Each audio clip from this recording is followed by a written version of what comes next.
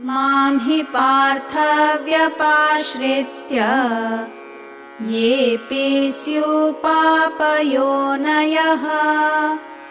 स्त्रियो वैश्यास्तथा शूद्राः तेऽपि यान्ति परां गतिम्. O Partha, even if those who take refuge in me are of sinful birth, women, Vaishyas, Shudras, they also attain the supreme goal. Now, it is verses like these that are horribly misunderstood. What he means is that spiritual enlightenment is not the exclusive privilege of only sattvic people. If it were, it's totally useless to the rest of us.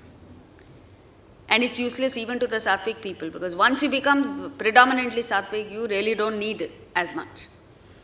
So what is he saying? Sinful birth means agitated people. It doesn't mean you belong to OBC.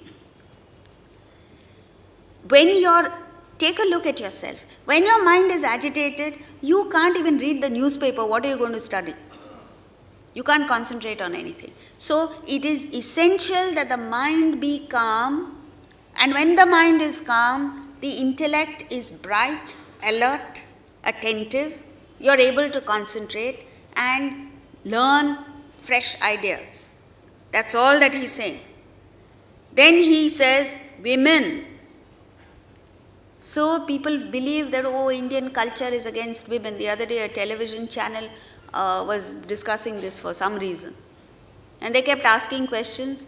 And when the anchor asks a question, they ask leading questions because they want you to answer in such a way that it sparks off a controversy.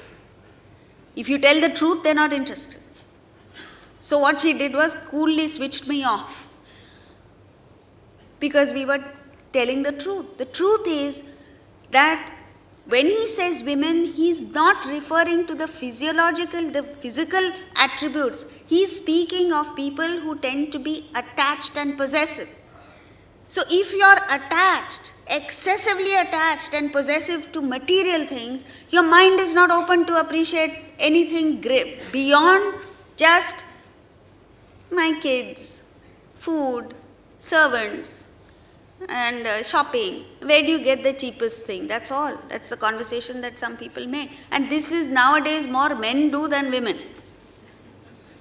So it's got nothing to do with physiological women. It's anybody who is attached and possessive.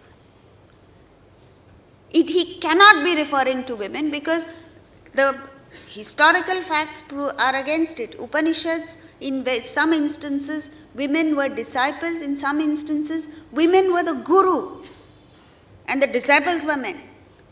In no other culture in the world has women have been deified as goddesses. We are all running after money. Money is personified as the goddess Lakshmi. Knowledge is personified as goddess Saraswati. Scriptures are personified as the goddess Uma. What more do you want? And even socially, women were given equal status. So when Americans come and ask, do you have women's lib here? We like saying, no, we don't need it.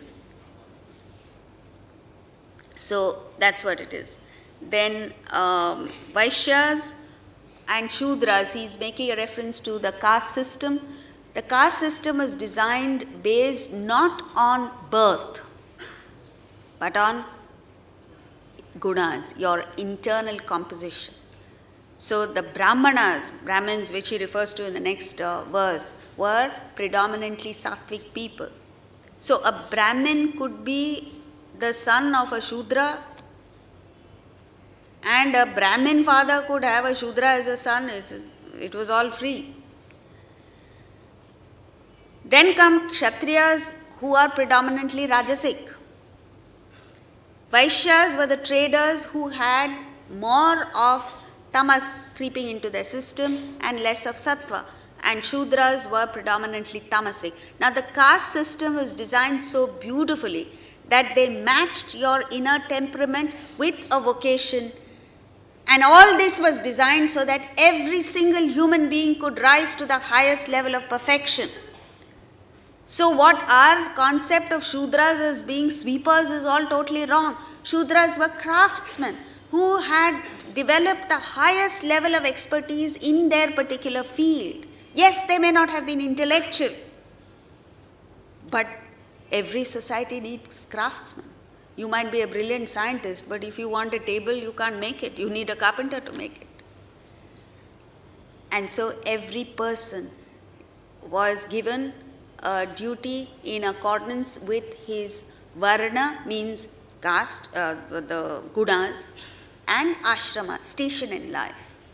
And the whole thing was so beautifully designed that every single human being was encouraged to grow internally and get to the state of perfection through his vocation in life.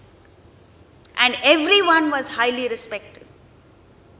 In fact, the Brahmins had the least privileges, had the highest responsibilities.